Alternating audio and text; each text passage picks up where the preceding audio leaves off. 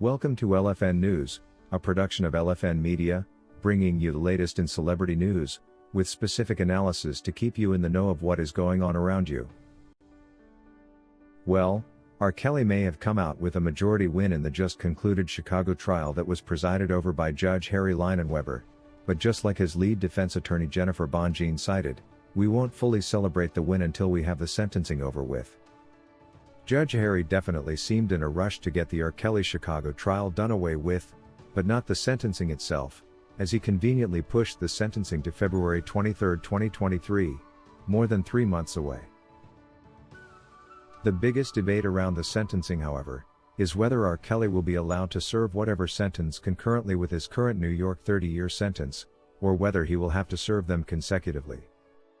Federal prosecutors want the Chicago sentence to be consecutive to the 30 years he already faces in New York for similar crimes, although this would definitely be totally unfair, given the alleged crimes in both cases are generally related. It's no wonder the greedy prosecution was too fast to include rather diverged charges in Chicago, including the unrealistic counts of obstruction of justice, just to argue that the trial was different from the New York one, inconsiderate of their slim, if any, chances at winning such bogus counts. What a complete waste of taxpayers' money. Luckily, the 12-man jury was rather impartial in their verdict, looking at the available evidence in relation to each count, and were equally quick to throw out the obstruction of justice charges that would have been an issue of concern in the sentencing, had he been found guilty for the same. Now, having been found guilty only on counts related to the New York trial, any fair judge would have to rule R. Kelly serves the two sentences concurrently. Judges often have the discretion to decide whether to give defendants who are convicted of separate crimes concurrent or consecutive sentences, and in this case, it will all be dependent on Judge Harry Leinenweber, but we also know the government will most definitely try to arm twist him into ruling on a consecutive sentence. It all now depends on Judge Harry's level of credibility. The second contentious issue about R. Kelly's Chicago sentence is the length of the sentence. Although R. Kelly is certainly going to appeal the unfair Chicago verdict, just like the New York one, a shorter sentence definitely makes it even easier to appeal. Of course, it's common knowledge that even only one count of distribution of CP in Chicago attracts a minimum mandatory sentence of 10 years in prison, and prison terms of even much longer time periods are possible, but we are counting on the realization that Judge Harry is cognizant of the fact that this trial is definitely appealable, and that he will try to be as considerate as possible, not to come out like a malicious, largely partial judge in the end, should the charges be completely dropped following an appeal. Of course, the stakes are high for him. He must already be aware he made a major mistake not to allow a forensic team to verify the authenticity of the said tapes, upon which most of the guilty verdicts in the trial are hinged, and he probably would like to right that wrong at sentencing. If he has any remorse, that is. This simply means, the lighter his sentence, the less the embarrassment after the appeal court finally throws out the verdict.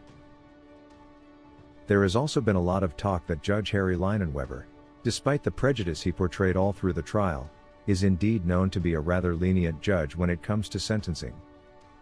R. Kelly must be counting on this fact to, first of all, get a reasonably small sentence of probably less than 10 years, partly because the counts on which he was found guilty are not that critical, and second, have Judge Harry rule that Kelly serves the sentence concurrently rather than consecutively, with the New York one that he is currently serving.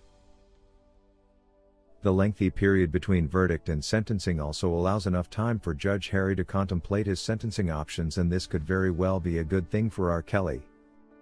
As is always the norm, before sentencing, a pre-sentence investigation definitely ought to take place, to help the judge determine the most appropriate sentence from the range of possible sentences set out in the statutes. Usually, the pre-sentence investigation may consider the defendant's prior criminal record, family situation, health, work record, and any other relevant factors. R. Kelly fans in the R. Kelly fans camp are also rather optimistic about a fair sentence for R. Kelly come February next year. Shayla says, R. Kelly does not deserve any sentence, as it was clear that he was just being set up by those people close to him. Even those counts where he was found guilty do not represent a fair verdict, as they are based on tapes that we can't even confirm if they were genuine or not. Based on the testimonies from the trial, It would be no surprise if the tapes were merely fabricated to try and incriminate R. Kelly as some way. However, should the judge deem it necessary to sentence him to time in jail, it should be the bare minimum of no more than 5 years. Maybe this could help R. Kelly fans and supporters forgive the judge's prejudice portrayed throughout the trial. I personally believe God for a less than 5 years sentence for R. Kelly, and I will just as well pray the judge rules that he takes the sentence concurrently with the New York one. Janice says, "We definitely can't be surprised by any sentence at this point because we saw the worst in New York. Nothing can ever surprise us like that unfair, hefty sentence that was imposed on R. Kelly as if he had taken a life. Personally, I don't care how long the sentence, as long as it will be served concurrently with the New York one. Although prosecution is pushing for the sentence to be served consecutively, precedent from similar cases demands he is charged with a concurrently served sentence, and I believe Judge Harry owes R. Kelly that much. Besides, the decision on whether the sentence is served concurrently or consecutively solely lies on the judge, and prosecution has no business recommending anything of the sort. It is also said that Judge Harry is a fair judge when it comes to sentencing, so we are basically hoping for the best. No matter what, the R&B king will eventually be a free man." Graham says, "It's just a matter of time until R. Kelly is set free after his appeals. The unfair guilty verdicts on these counts will be appealed and thrown out. Those tapes that served as the key evidence were merely fabricated and were unworthy to guide any ruling.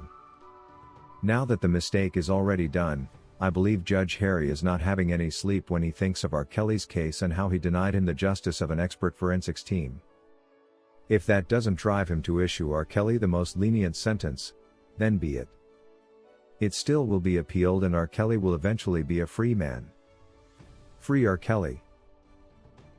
With all said and done, the fact remains that the best option for R. Kelly in all this is if the judge actually rules for a concurrent sentence, rather than a consecutive one. With no chance of having the sentence any longer than 25 years, a consecutive sentence means if at all the appeals didn't go his way, he still would not be doing any longer than 25 years behind bars. However, precedent truly demands that Judge Harry actually opts for a concurrent sentence, given the two cases were largely related, and this is exactly what we expect him to do, come February next year. That's all we had for you today. Please let us know what sentence you think Judge Harry will issue to R. Kelly based on all the facts. We value your honest opinion. Thank you for watching LFN News, a production of LFN Media, giving you another view of issues at hand.